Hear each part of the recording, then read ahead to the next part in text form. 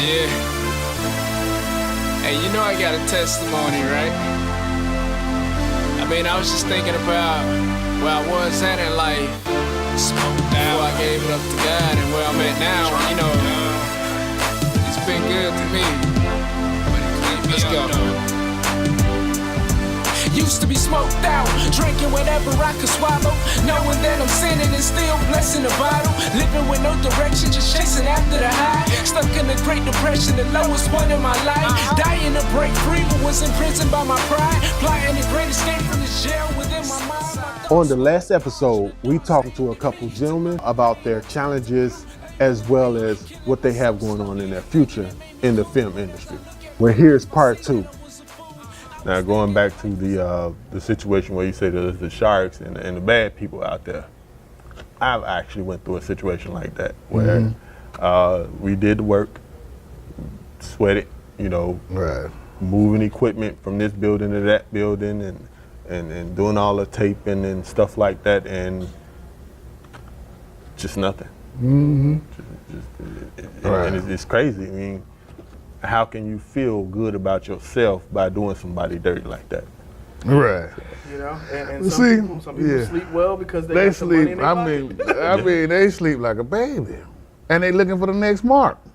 I mean, like, you just got people that live that type of life. You know what I'm saying? What you got to understand and got to expect. I mean, you got to know that you can't expect people to treat you like you treat them. Right. And that's the thing. You know, I always like, hey man, why would you do me like that? Man, I would never do you like that. Well, I'm not you. That's what their response is. Hey, you know what I'm saying? They got to get there. Yeah. Some way, shape, form, or fashion. But it still comes back on, you know, I believe in karma. Run, yeah. I believe in karma, you know what I mean? One way or the other. It's not for us to get revenge on it, but you know what you did. You know what you didn't do. You know you were supposed to pay me. Yep. You know what I'm saying? But I think you always got to, and the hardest part about it is you got to look at it like a quarterback who throws an interception. If you throw an interception, the next time you got the ball, you can't sit up there and be focusing on the fact that I just threw an interception. Wait, hold on, I don't mean to interrupt you. Don't talk about quarterback right now. Matt Ryan throwing balls on. Come on, man, a little too soon, my bro. My bad. But give me another. you can't think about what happened. The thing about this industry is you gotta pick yourself up and keep moving. Right. That's the hard. Like, even if you get screwed over, you gotta pick up and move to the next thing. That's a hard thing to do. Just don't throw it out of bounds again. With 1 minute left in the game, on the 20-yard line. I'm not getting into no Falcons Eagles conversation. I don't know. Yeah, let it go, man. Let it go. What's your ideal role?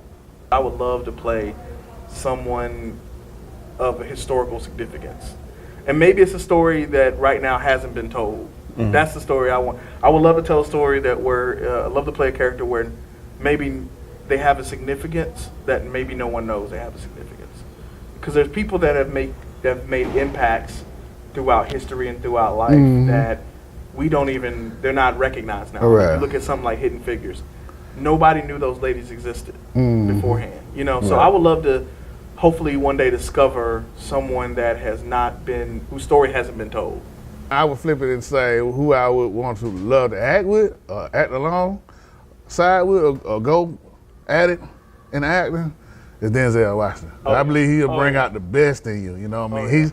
He's one of those ones, like, he's gold. I mean, like, you got to really step your game up when you acting alongside him. Yeah, I think he's moved up to rarefied air. He's one of those. He's just a legend. Everything. He's mine. He's mine too. If I was gonna say anybody I would love to act next to, and I would love to have a scene where I have to be strong against him, not someone where he can eat up and just spit out. Right, you know what I right. mean? I want to have where I got to go toe to toe with him. That's like, if anybody seen that movie Glory, when he ran away and they brought him back, he stood there and looked at the man as he was getting beat with that stare. The man got a stare just like, oh. I like John Q though. Oh yeah. Oh yeah. That my son is not gonna. I'm gonna bury my son is gonna bury me. I am not gonna bury my son. He was not playing. He was like, no, not. It's like Denzel. It's a lot of people that play a role but he is the role. He is the role, yeah. It is like all his emotions go in that person that he's Yeah, portraying. yeah, he make you just go there. And I think that's a testament too. When you watch him, you know it's Denzel Washington, but you get lost in it. You do. You know, when people watch Malcolm X, you really got lost in this is Malcolm X. Right. Like to the point to where Even when he was the called bad Malcolm guy. X. You know, Yeah. You talking about Training Day? Training Day. No, I'm talking about like when he had the red hair in Malcolm X. You know, Oh, he was red. He was Oh, yeah. yeah. I I mean, mean- he took on all of them. I mean, he's a masterclass with everything that you watch with him. He's just a masterclass of acting, and only he can be Denzel. But what he shows you when he's acting is how to encompass the area, encompass the role, encompass the person, and there's subtleties in each one of Yeah. his characters that people might not.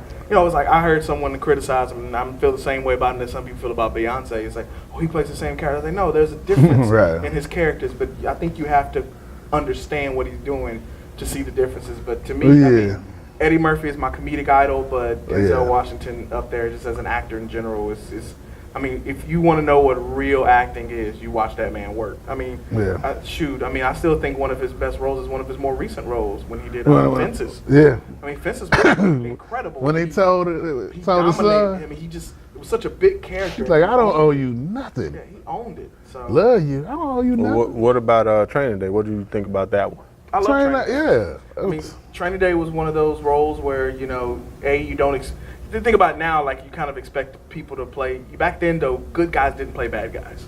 Right. So for him to play a bad guy, but the thing is that, He did it so good, and he still liked him. yeah, you still You know, Lonzo. because you understood. He, mom. Well, I think about that scene. One scene that got me, and I remember thinking this when I saw it in the movie theater when it came out, was the scene where he was talking to Ethan Hawke's character, his partner, about the rationale why he killed his close friend in the house when they went in and shot him and they stole his money. Right. And he was so good at trying to convince him that he has a point. Rogers did sell drugs to kids. You know what I mean? He was a bad guy. He made that guy a bad guy. Right. Even though he was the bad guy that shot him in the chest. Right. Like, that was unbelievable. Unbelievable. Yeah. I mean, he's just, he's magnificent. And we could literally do a whole series on Yeah. just talking about Denzel Washington. Yeah. So who's your top 5 actors? Ooh. Dang, that's tough. That's a tough one right there because there's so many amazing actors. I mean, Denzel and Eddie Murphy are obviously in that grouping to me. I gotta say, I've been impressed a lot more and more with Idris Elba. I don't think he's gotten the material he deserves, but the stuff I've seen him do, I can see where he can go. Honestly, Robert De Niro is just an amazing, amazing actor, and I love watching him in whatever he does. I'm tough on my 5, man. That 5 is a hard one. I gave you 4. I don't know if I can give you a 5 on right now. There's so many actors that I feel like are so good, but they're just understated actors that a lot of people just don't recognize. But Samuel Jackson. Oh, yeah. You know, and the reason why I like Samuel Jackson so much, and he doesn't really do some of those movies like he did early in his career anymore. But Samuel Jackson's so good because whatever character he does, he just seems to just be so comfortable. So comfortable and so confident in whatever he's doing. So, I mean, I'll go back to seeing him in Time to Kill, Pulp Fiction, and those early '90s movies. Yeah. But he's still magnificent and dynamic. I mean, what about the role he played in Coming to America? That was his first role. Oh yeah. And School Days in the same. I mean, he was coming up, but I feel like Samuel Jackson to me is just somebody when I watch. You just want to watch him when he shows up on screen. You can't help but to just get locked in with him. So, Yeah. My top 5 might be different top 5 tomorrow. So, Yeah. Because Meryl Streep slides up in there too. And if you want to include actresses as well, because she's amazing as well. And so is Viola Davis. I mean, oh my gosh, Yeah. she's the female Denzel in a lot of ways. I mean, she is just amazing. You give her, Octavia Spencer is up there. I mean, so. Now, you can't talk about all these ladies without talking about Cicely Tyson. I'm a little. What?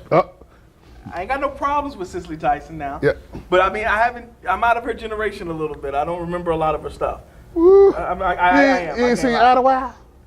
I actually didn't see Idlewild. Oh, good. Next question. Next Who question. is your top 5 then? Cicely Tyson. Okay. She got to be in there. Denzel. I agree with Samuel L. Jackson. Chad Bowie got to be in there. This man has played James Brown. He was James Brown. He played Jesse Owens. He was Jesse Owens. Then turned around being the king of Wakanda. The boy is bad. I mean, Yeah. He is bad. and then he played Jackie Robinson. Like, Yeah, them are some major parts right there. right. And would be able to pull that off. And like you said, Eddie Murphy and the last one, did I say Morgan Freeman? No, you I ain't said saying Morgan one. Freeman. I left Morgan Freeman on my list. Like I said, it'll change because Yeah, you know, I like we're- Morgan Freeman. Man. You know, well, like I said, how old are you? Well, you're a different generation. You're a different generation. See, I remember what's it called, man. One of my favorite movies was Lean On Me. Oh When yeah. he played the principal. I'm not that far off now. Yeah, definitely. But, So yeah. I mean, And then they was in Glory together, you know. but you, Denzel and Morgan Freeman was in Glory together. But you know what's great about this conversation and this top 5 list that we're making up, and we're going well beyond 5 for both of us. I think we're close to 6 or 7. Yeah. But what's amazing is that we have this many people to choose from. The fact that we're like, oh man, I forgot about Morgan Freeman. Mm-hmm. Back in the day when I was growing up, all we had was Denzel, Eddie, Morgan Freeman was there. I mean, you know, Samuel Jackson was coming up, but he really didn't hit his stride till I was probably almost a teenager. Mm-hmm. You know, we really didn't have that many to choose from. You know, Halle Berry was up and coming. You know, you might have added Bill Cosby because the Cosby Show was so big. yeah. But you know, we really didn't have a lot of options. And now, I mean, we missed one. Will Smith is an amazing. I was dramatic gonna- actor. yeah, I was You know gonna what say, yeah. So when you think about it, it's really good that we have more options Yeah, to Jamie, choose from. you got to put Jamie Foxx in there too. James, see, 'Cause Forrest Whitaker. Who can play Oh, Ray yeah, like Forrest that? Whitaker. Who can No play way. Ray yeah, like They that? would yeah. have done right. You know, Forrest Whitaker is on that list. Could be on the You list. got to put Glenn Thurman in there too now. 'Cause, Oh man, come on, man. Man, Clint Thurman. Oh man, Oh, come on, man. Listen, on now. I'm telling you, Oh, I had a chance to meet him. I was at the airport. I was working at the airport. Oh, the first time I met him, we was actually went to a play that Whitley, you know, Jasmine Guy. Jasmine Guy, yeah. She had a play downtown, and he actually went to the play.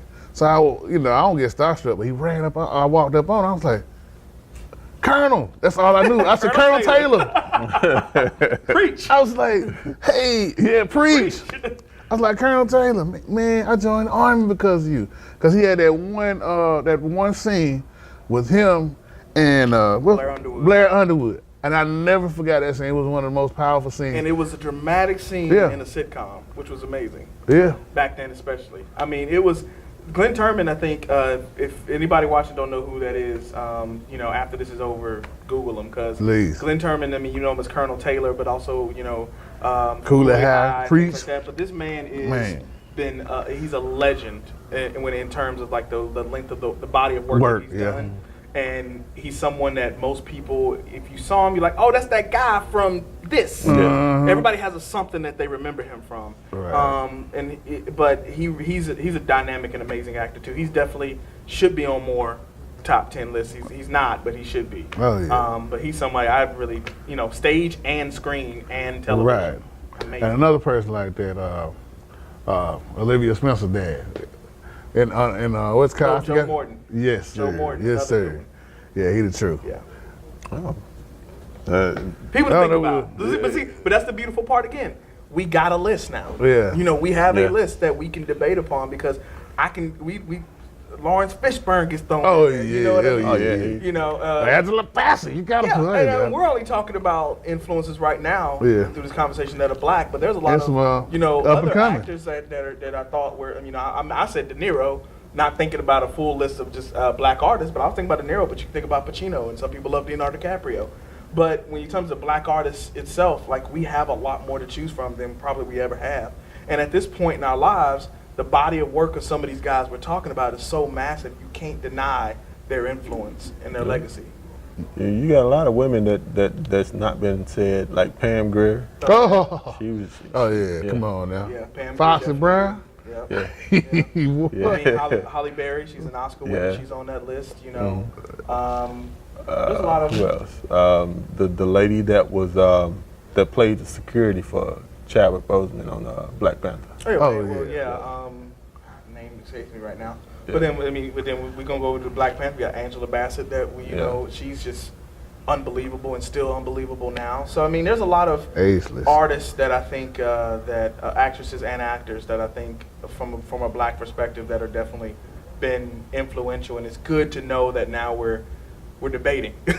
You know, we got more. I mean, I'm still and like really right now I've got several names that keep popping up in my mind. I'm like, wow, we forgot him. We forgot him. We forgot her. We forgot her. You know, so it's beautiful. Yeah, yeah. So in talking about Black Panther, the movie, what did you get out of that movie? Well, I think from a macro perspective, you know, it was good to see a movie where what Michael B. Jordan's character Killmonger, what he was fighting for, what he was saying, it made it very complex. Yeah. Because most African Americans or Black Americans would probably agree with his perspective. You kind of can't, and at the end, Black Panther kind of did agree with him, but he didn't agree with how he went about it. Right. And I think that's always been a debate, I think, in the black community of how do we handle situations. There are black people that believe we should kneel. There are black people that don't believe we should kneel. There are black people that believe in our protesting, and there's black people that don't believe in our protest.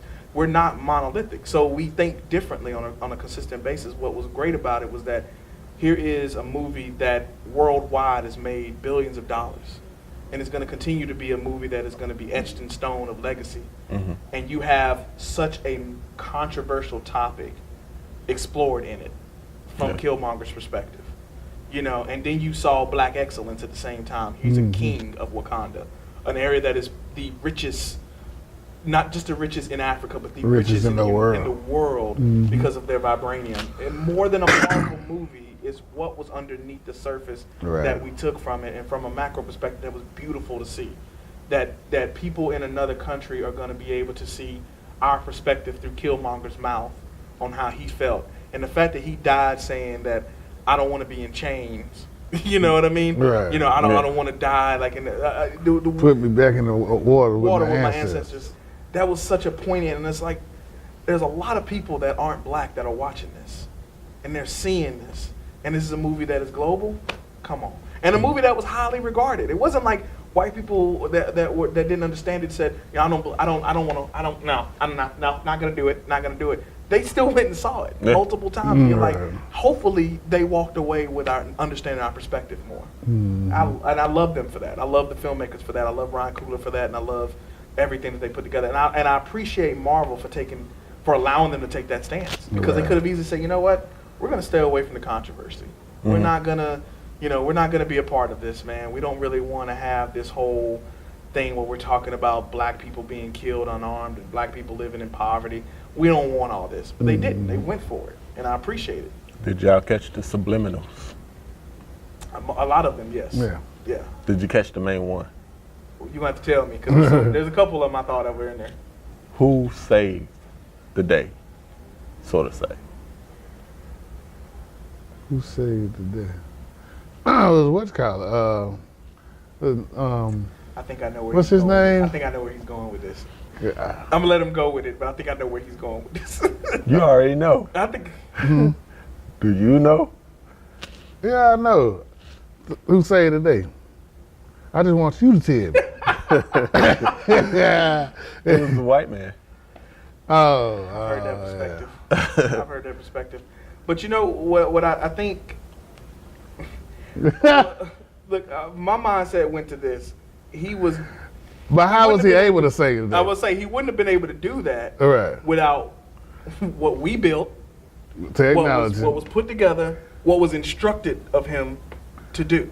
But not I only wouldn't that. have to say he necessarily. Wait a minute. Go ahead. But see, you going too far. I mean, you ain't going far back enough. Okay, go ahead. We brought him to the island. He was Saved his dying. He was dying. He was could have been dead. We brought him back to life. Yeah. We So- brought him back to save us, right? No, we brought. No, he That's decided he basically wanted how to it stay. went, though. They brought him back, and then all the action started when he got there. Well, see, really the one that saved us was the one that stood in front of the Rhino and was like, "What you want to do?" And Rhino was like, "That's the one that But saved see, us." I think this is. I definitely don't agree that he saved Wakanda in the way that most people think that they did. I mean, he did have, of course, a huge part in, but he would have never been able to do what he did without the sister being able to instruct him, the sister being able to guide him. Right, he Look, know how to you're gonna fly. be here, you're gonna help. Yeah. But I think it's the same argument that people made about going backwards to Denzel Washington Training Day. Oh, why Denzel got to go bad to get the Oscar and blah blah blah blah blah.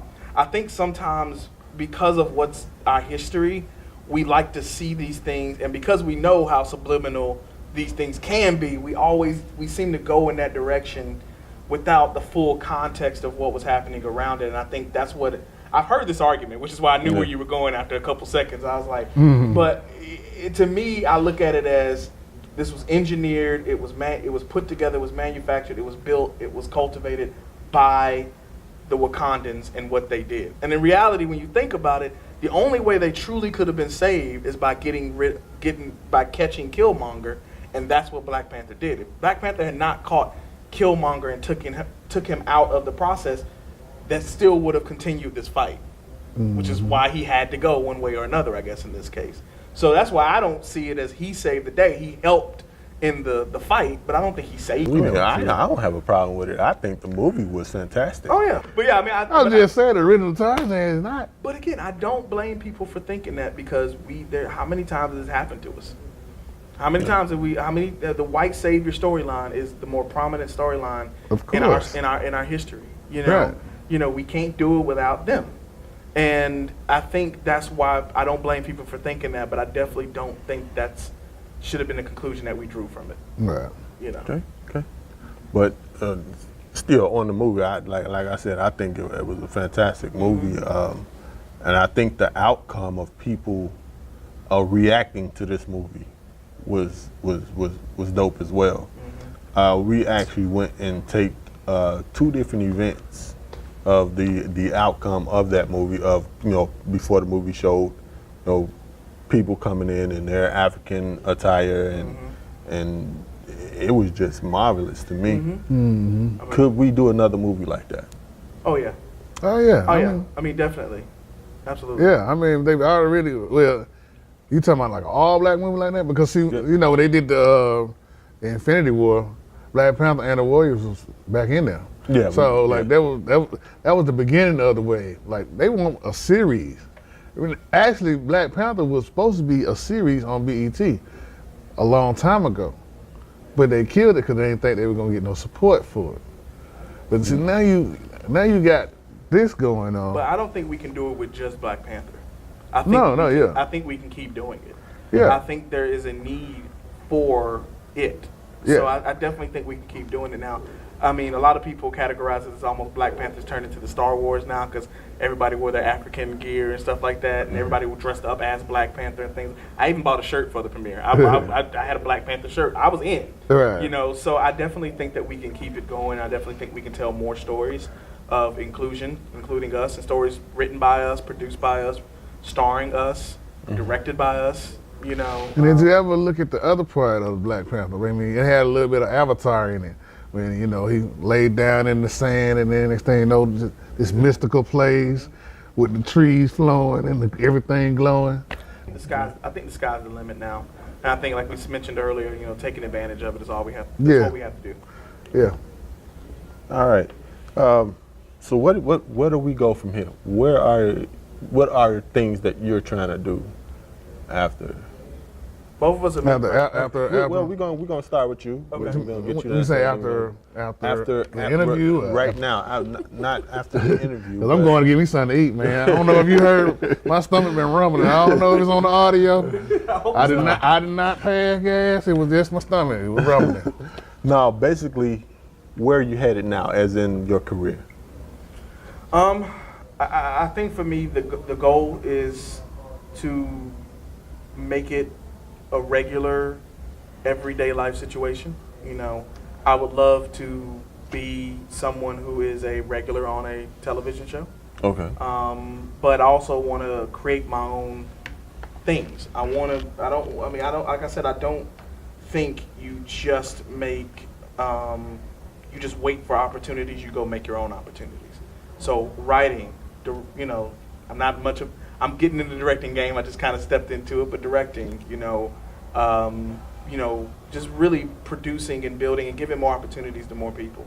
Giving more voices to people that want to speak, that aren't being heard right now. I think that's what direction I want to go into. Mm-hmm. Not just waiting for things to be given to me, but trying to grow and build and continue to build. And I think that's the best way to sustain long term as well. I agree with that. Like I said, I think to be able to be successful and to do this business, you got to take it as a full-time job. Matter of fact, it's more than your full-time job, because a full-time job, you only put 8 hours in. This, you put 24 hours.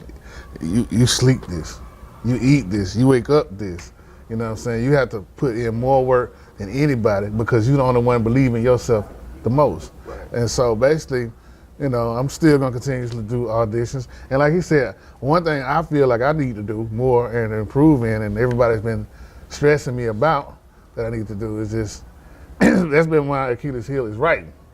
Like, I can create something off the fly, and it's cool. But you tell me to put it on a piece of paper, I'm like, huh? I get writer's block. I'm like, the pen be right there, I'm like, now what did I just say? So I'm more like a recorded person. I have to, like, put my ideas, I gotta record my ideas, and then I try to put it on paper and stuff like that. But I want to get better at that. Like I said, I love doing directing, because I know I have a vision for what I want things to look like and things like that. And I want to get into editing too, So, like you said, you gotta have your hands in everything. Therefore, a lot of people make way more money behind the camera than they do in front of the camera. And then you don't have to be exposed as much, you know what I'm saying? You can still walk down the street and just be like, you making way more money than the person that's in front of the camera. He can't even walk to the next door. You know what I'm saying? So sometimes you gotta figure out what you want. It's a catch-22. And me, I want it all. I don't mind being around people, but at the same time, I want to be behind the camera. I want to, because I want to see I want all of that. So I'm working to it. But that's the show for today. We've been talking to Brick, and we also have been talking to, we call him Just Derek. What up? They both have an excellent rap sheet of what they've been doing. You need to check them out. Check them both out. Check Brick out on Facebook, Instagram, Just Derek on Facebook, Instagram, and check out their work. Maybe you want to work with them one day. Maybe you want them to teach you how to do some things. They're great people. So this has been Men Do Talk. MDT. And we will talk to you guys later. Peace, family. That's why I'm acting brand new. I'm acting brand new. See, was there all the time, I just ain't realize you had to break me down to build me up. Yeah. Turned around 180 degrees, gave me new vision, baby. Now I see. That's why I'm acting brand new.